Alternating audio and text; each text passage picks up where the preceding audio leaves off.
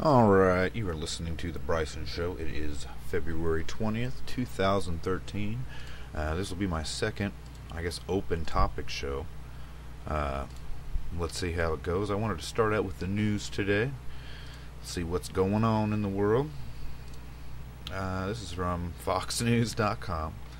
And this is kind of a controversial subject here. This is in reference to the big Chinese cyber spy scandal that's going on, where supposedly some military unit of China had hacked into multiple corporate accounts or whatnot.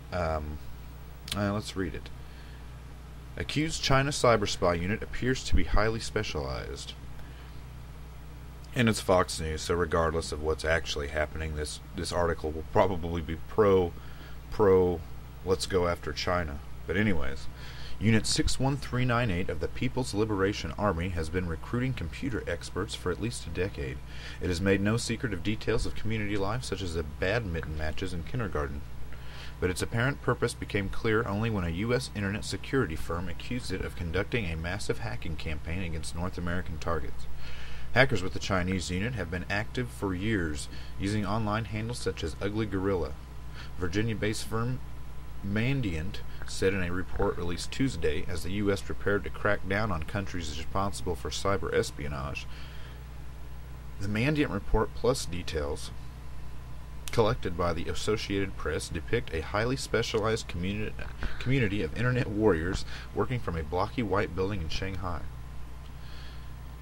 Unit 61398, alleged to be one of several hacking operations run by China's military, recruits directly from universities. It favors high computer expertise and English language skills. A notice dated 2003 on the Chinese internet said the unit was seeking master's degree students from Zhejiang University's College of Computer Science and Technology. It offered a scholarship, conditional on the student reporting for work at Unit 61398 after graduation. Mandiant says it traced scores of cyber attacks on U.S. defense and infrastructure companies to a neighborhood in Shanghai's Pudong district that includes the 12-story building where Unit 61398 is known to be housed. The building has office space for up to 2,000 people. Mandiant estimates the number of personnel in the unit to be anywhere from hundreds to a couple thousand. The surrounding neighborhood is filled with apartment buildings, tea houses, shops, and karaoke bars. Let's see, the cyber spies, this is skipping ahead a little bit, the cyber spies typically enter targeted computer networks through spear phishing attacks, in which a company official receives a creatively disguised email and is tricked into clicking on a link or attachment that then opens a secret door for the hackers, Mandiant says. The cyber spies would steal and retransmit data for an average of just under a year, but in some cases more than 4 years. Information technology companies were their favorite targets, followed by aerospace firms, pointing to a key area of interest as China seeks to develop its own cutting-edge civilian and military craft.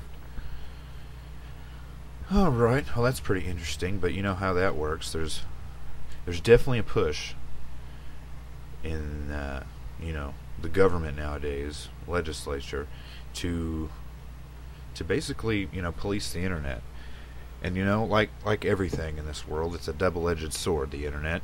It's one of the last bastions of free speech, and at the same time, it creates doorways and for people to get in. It was destined to come to something like this, I'm sure.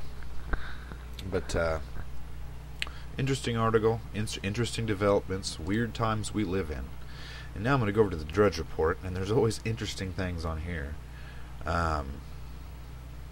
Let's see here. 800,000 Pentagon layoffs. This is from thehill.com. Alright, Pentagon informs Congress of plans to furlough 800,000 civilians. The Pentagon notified Congress on Wednesday it will be furloughing its civilian workforce of 800,000 employees if sequestration goes into effect March 1st. Defense officials have warned lawmakers that sequestration will devastate the military and lead to a hollow force, but the civilian furloughs will be one of the first major impacts felt by the across-the-board cuts. The Pentagon furloughs will affect civilians across the country. Pentagon officials have said that civilians could face up to 22 days of furloughs, one per week, through the end of the fiscal year in September. The employees would receive 30 days' notice before being furloughed. Boy, I hope I'm saying that right, or this is going to sound quite ridiculous. We are doing everything possible to limit the worst effects on DoD personnel, but I regret that our flexibility within the law is extremely limited, Defense Secretary Leon Panetta wrote in a message to the department. The President has used his legal authority to exempt military personnel funding from sequestration, but we have no legal authority to exempt civilian personnel funding from reductions. Interesting. If you want to read more of that article, go to thehill.com/blog/defconhill and check it out. It's by Jeremy Herb.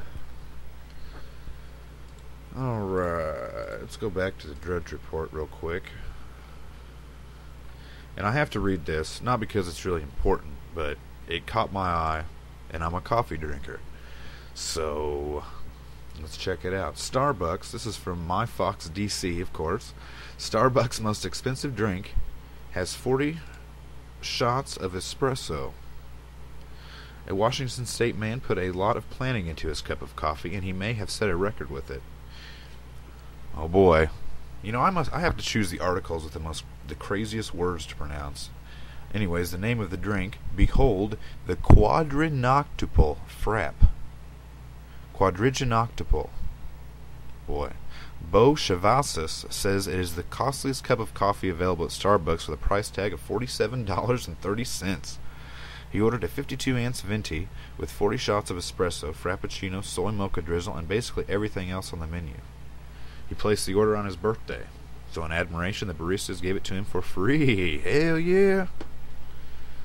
Nothing like saving $47.30 on a great cup of coffee. Let's see, what else is on here?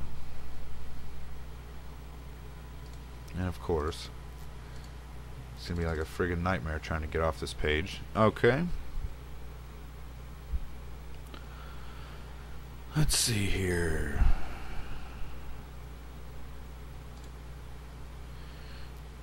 This is from Times of India, indiatimes.com. It's always interesting to read other countries' I don't even think this is from another country, to be honest with you, but, you know, perceptions of what's happening in the United States to other countries. Okay. MS in counterterrorism. This is from the Times of India, like I said. The United States has issued a worldwide travel alert to its citizens, including South Asia, where it said terrorist outfits like Al-Qaeda, the Taliban, and Lashkar-e-Taiba might harm them. U.S. citizens are reminded to maintain a high level of vigilance and to make appropriate steps to increase their security awareness, the State Department said in a statement yesterday, noting that current information suggests that Al-Qaeda, its affiliated organizations, and other terrorist outfits continue to plan terrorist attacks against U.S. interests in multiple regions, including Europe, Asia, Africa, and the Middle East. The State Department said these attacks may employ a wide variety of tactics, including suicide operations, assassinations, kidnappings, hijackings, and bombings. It said extremists may elect to use conventional or non-conventional weapons and target both official and private interests.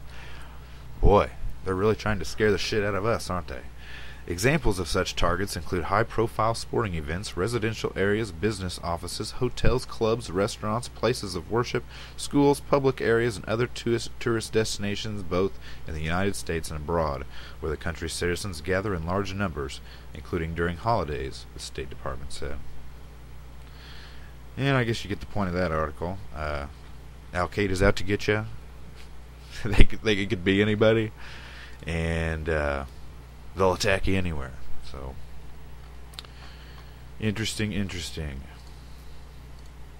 Let's see, what else?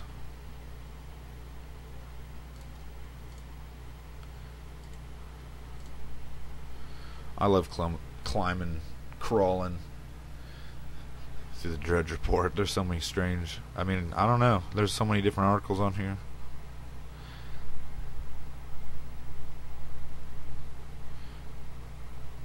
Uh-oh. Jesse Jackson Jr.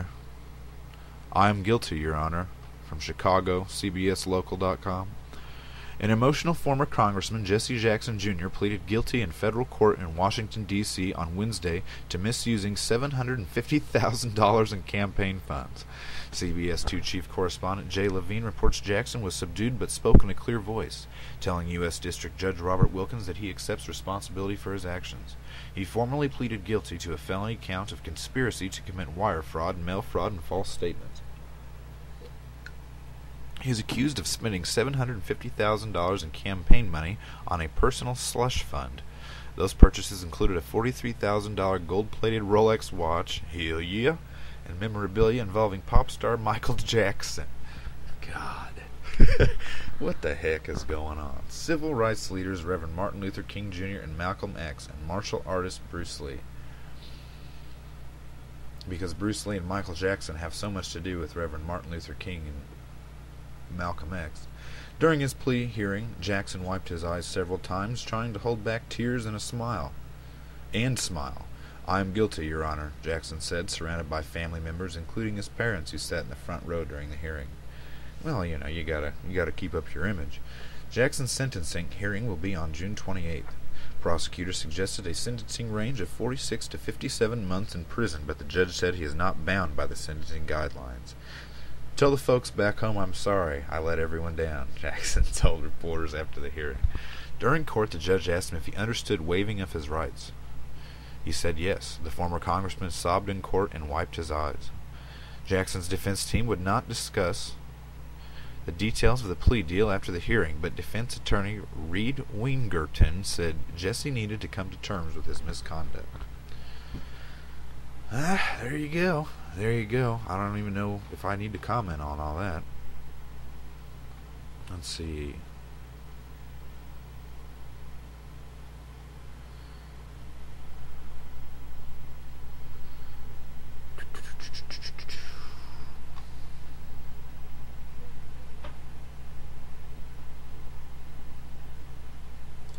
Uh-oh.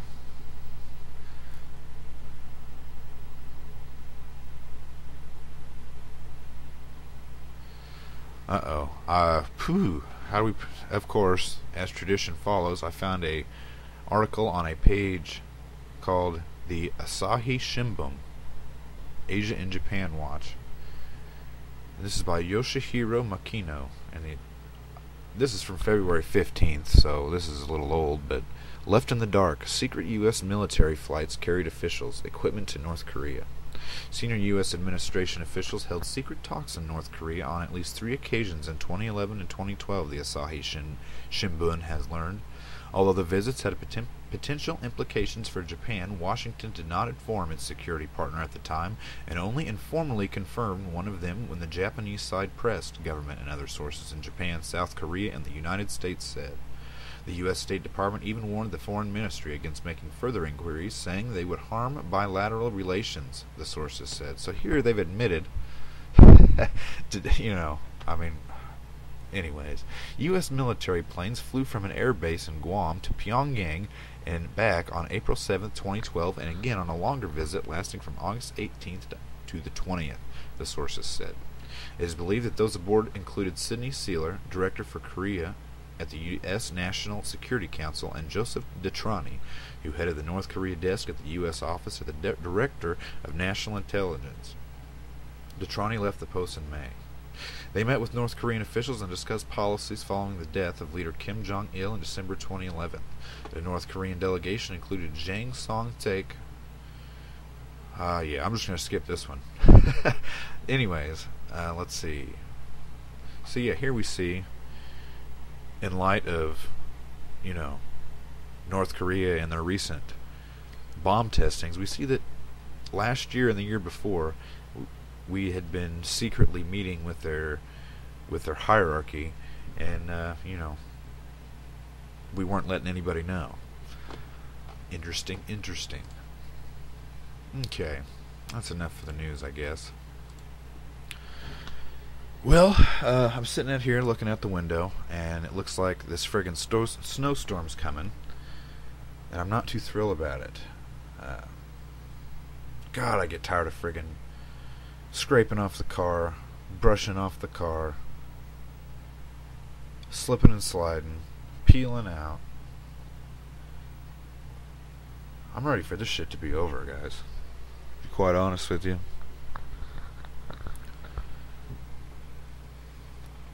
God, what was it? 2 or 3 years ago? Yeah, I think it was 2011.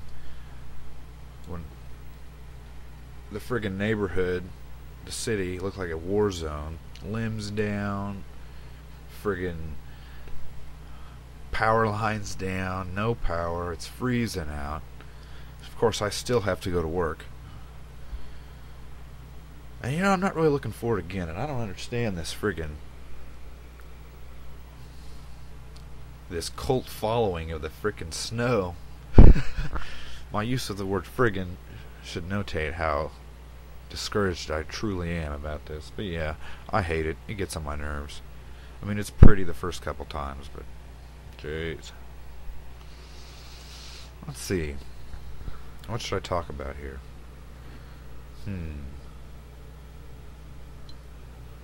I don't know, I could get in some ghost hunting crap.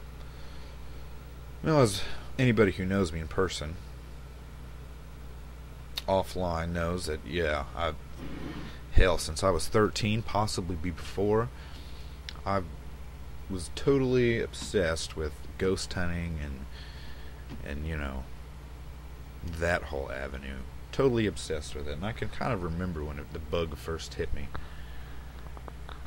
And actually, it all kind of started when I was even younger. But anyways, one of my favorite movies, you know, naturally, was Ghostbusters. But my favorite part of the movie was in the beginning when they worked for the university. And this is the first time I'd ever heard of parapsychology. And I kind of thought, you know, this is just movie, da-da-da-da-da. But at one point in time, it kind of, you know, I was thinking about it, and I'm like, you know, I wonder if anybody actually does that.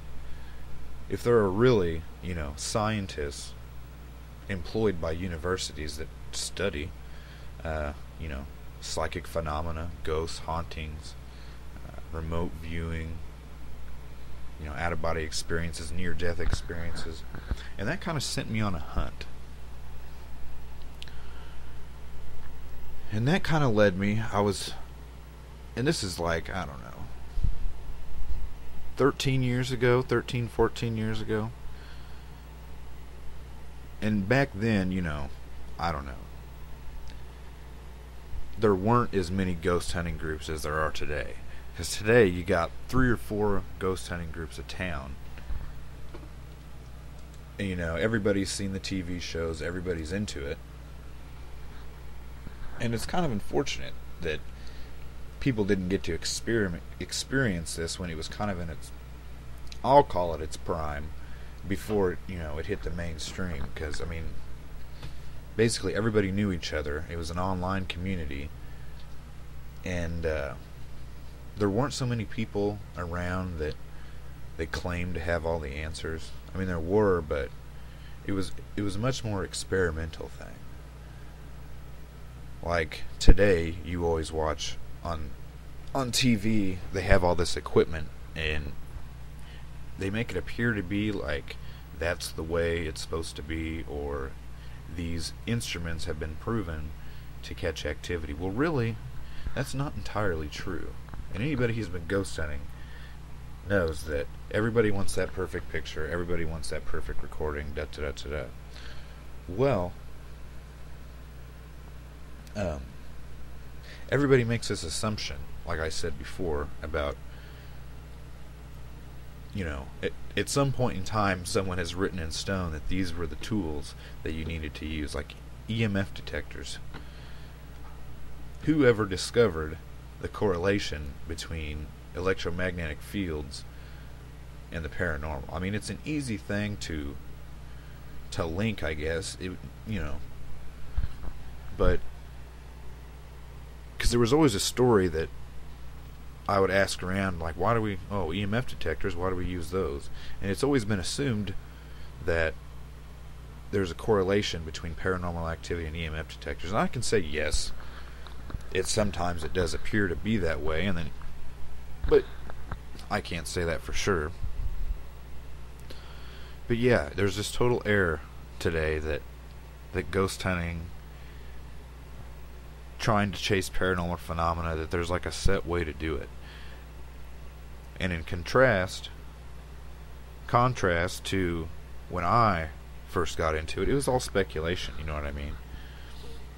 I mean, it still is today, but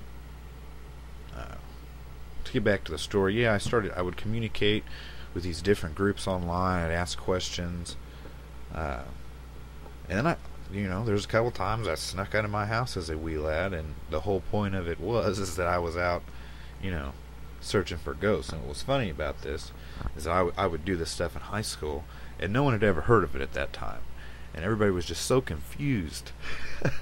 Because you'd hear, well, what'd you do last night? Well, I went out and got drunk with some friends.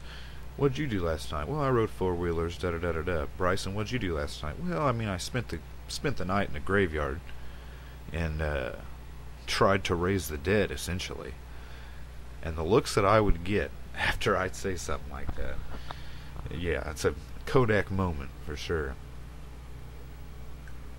But anyways, time progressed, and I discovered an online radio show. And I don't know what possessed me to try to find a radio show. The whole idea, because at this point in time, I'd never even heard Coast to Coast AM with George Norrie, Art Bell. But there's a show out called The Lou Gentili Show. And Lou Gentili was a demonologist. And just the name alone of a demonologist is enough, to send a shiver down your spine and pry open the eyes of the curious. And I used to listen to that show all the time. Like, it was a dream come true. All the archives were free. There was like freaking 500 shows. And the best shows were where the host, Lou Gentili, who was a demonologist, would have an open topic. And he would just ramble on about demonology, ghost hunting techniques, occultic ritual, cultic ritual. And it was a combination of probably the Italian accent, and he presented himself as someone who definitely knew what the hell he was talking about, regardless of whether you thought he did or not. And he was one of the greatest shit talkers of all time. And I remember one week he did an Amityville horror series, and he had all the original people that were involved, and it created like this whole aspect to that case, because anybody who's got into Amityville knows that it's just a complete mess of he said, she said, different events. They're always going to release some new information that's never been discussed, and it honestly blows my mind how popular that case is, really. I mean, I know it has a movie, several movies, a whole bunch of books based off of it,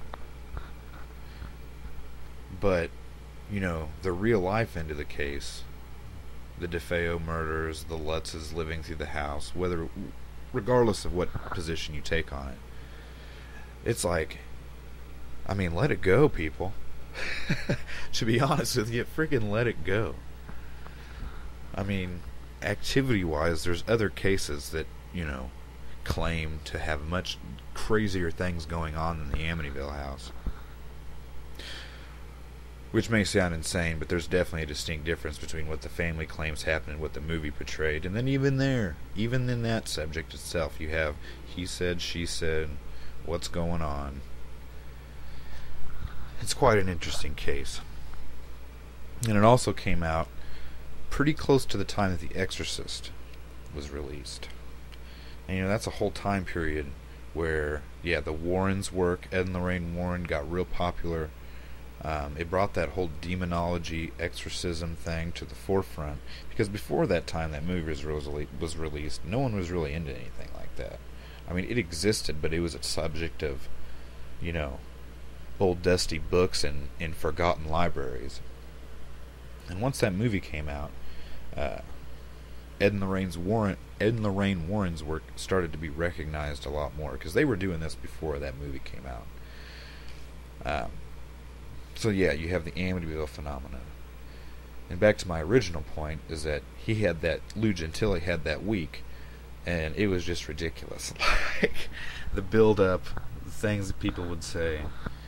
And, you know, I love Lorraine Warren, but God, sometimes she just freaking goes on and on and on and on.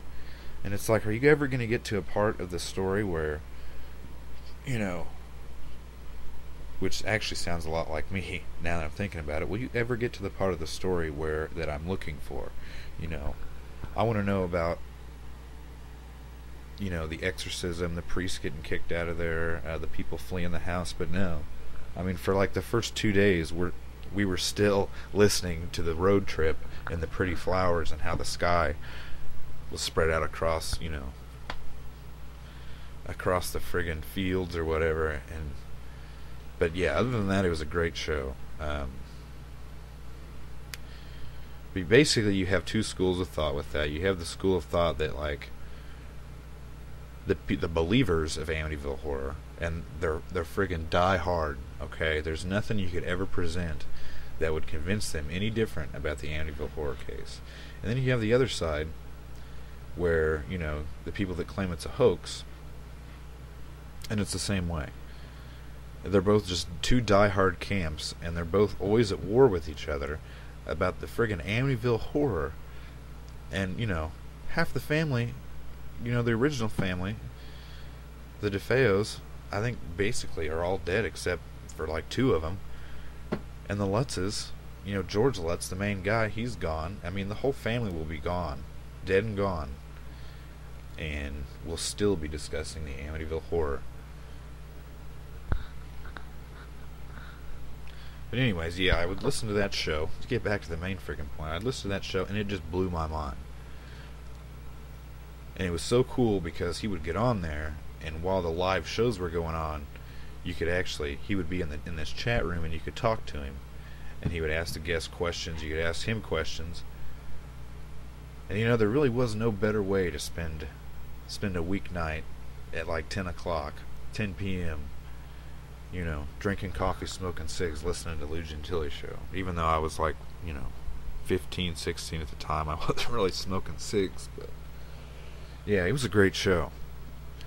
He had a Philadelphia Experiment week, which, if anybody's ever heard of the Philadelphia Experiment, I mean, hell, it's probably all a lie, but it's a very interesting, captivating lie. I mean, if you've never heard of it, look up an interview with Al Bielek.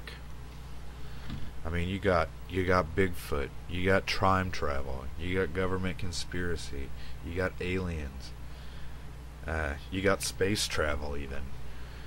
Yeah, and it takes a while to friggin' research that because the story is just so long and drawn out. But yeah, it's definitely interesting. It's definitely a good thing to get into on a late night with, like I said, a cup of coffee and some cigs. But let's see here. What else can I talk about? Well, we'll go into the same story of me and my ghost hunting career. But anyways, yeah, and I listened to that for a long time. Like, obsessively. I would record the shows.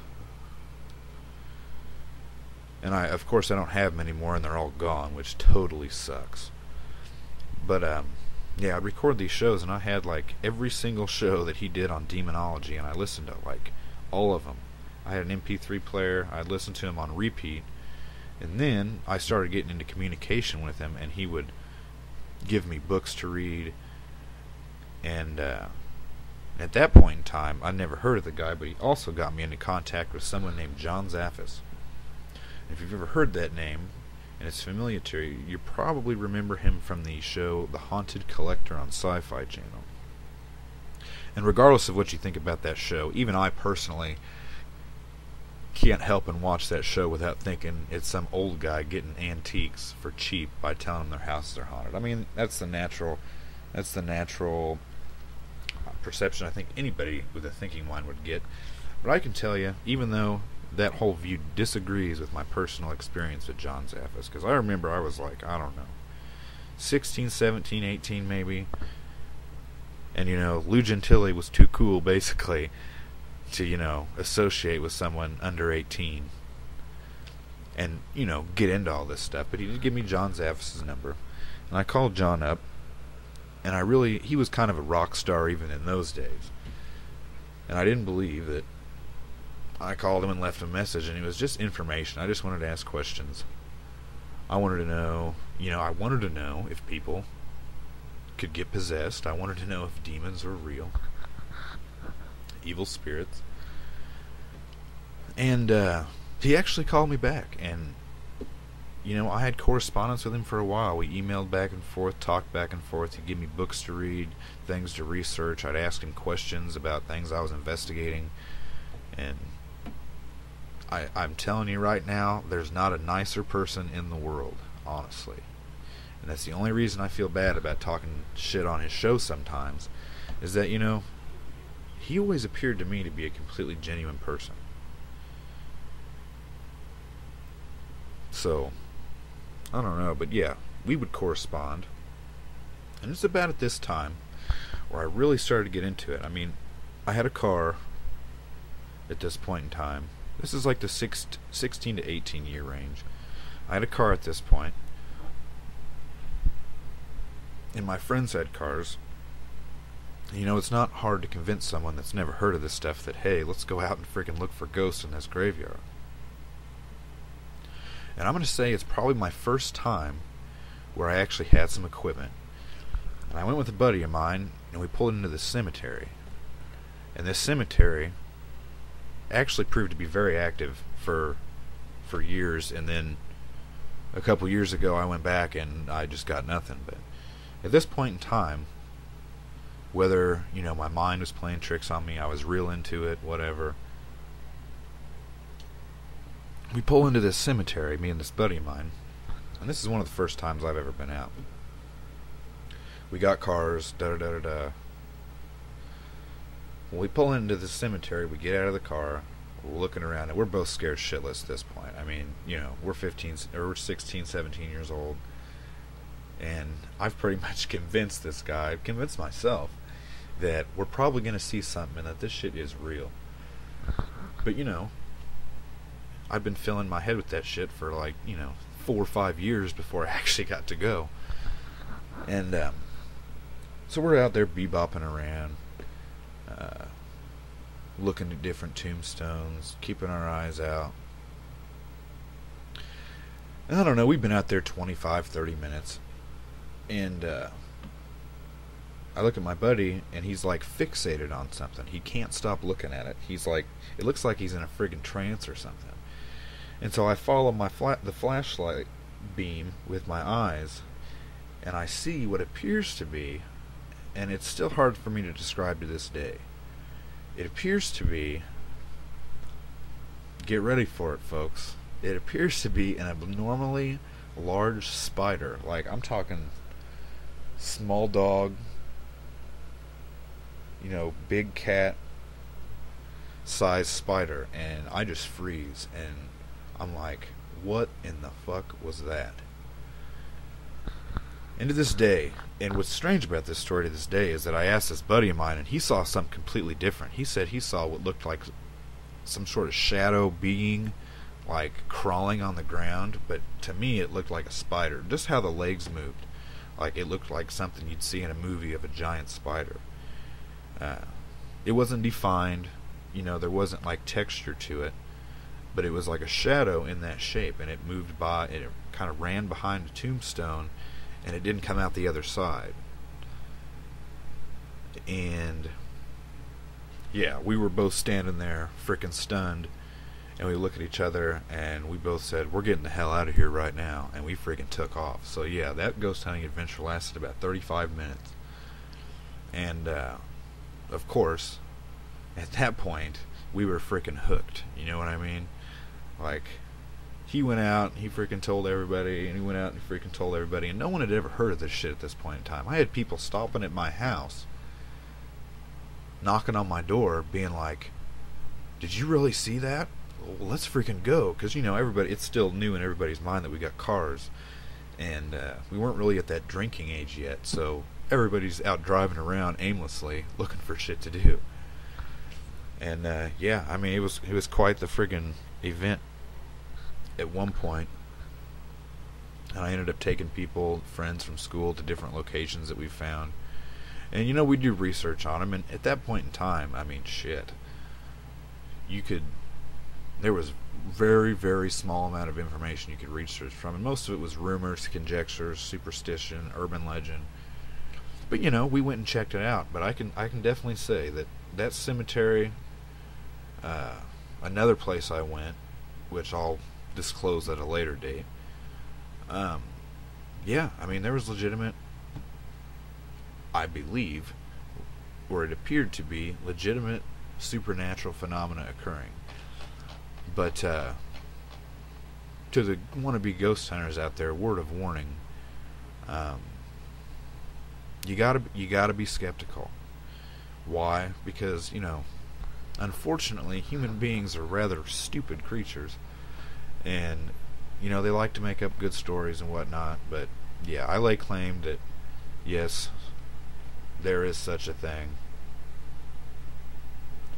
and you know, I've experienced it, but at the same time, you know, it takes a long time to have an experience. It's statistically difficult. Why? Well, let's say you're investigating a place and they're like, well, I've been living here for 80 years, and like on 2 separate occasions I thought I saw a figure go up the stairs. Well, you know, mathematically, you're probably not going to catch a damn thing, because this event has happened, that's like 10 seconds worth of event, and how many hours are in a 40-year period. So yeah, ghost hunting is like searching for a needle in a haystack, even when you are in a spiritually active place. And you know, it makes you wonder, like, are these really ghosts? And like I get into on the Bible series that I do, there's a claim in the Book of Enoch about how ghosts and spirits are all, they're actually the spirits of the giants that were killed in the flood. And you know, that makes some sort of sense to me, because a lot of times when people see like shadowy figures, and you know, you read these tales of people encountering these demonic figures and stuff, most people would attribute them to fallen angels. And why is that? One of the main factors is that they're so big and so tall. Well, you know, something tells me that this recording I'm getting with this gruff beast and stuff is not, as they claim, to be a fallen angel. But it makes more sense to me that it would be one of these giants. You know, because it's an interesting element to the tale of the demonic oppression. Seeing 7 to 8 foot tall black forms in your room or whatnot. But that goes into the point I make all the time, that do we really know what we're investigating here? I mean, it's like the UFO phenomena. There's a UFO up there, an unidentified flying object, and at some point in time, someone has just assumed that it's extraterrestrial life forms in there, and that idea just freaking took off. You know, hardly anybody in the field anymore has a question that it's alien entities somehow. I don't know what gave them this idea, but I guess that they sort of move with intelligence, but who knows? It's the same thing with the ghost hunting. I mean, let's say I'm sitting there and I take a picture and there's some sort of form in the picture, and just because it has that human form to it, your brain makes that assumption that, oh look, it's this ghost of this person that lived here earlier. Who knows? I mean, another far out theory or opinion of what they could be is, you know, maybe you're seeing into another dimension and these are just people walking around, and for whatever reason, you know, the veil has lifted and whatever. Alright, I'm done rambling her off. I hope you guys have a good day today. Enjoy your jobs. Pray that no frickin' snow blows me away. Thank you very much. Have a good one.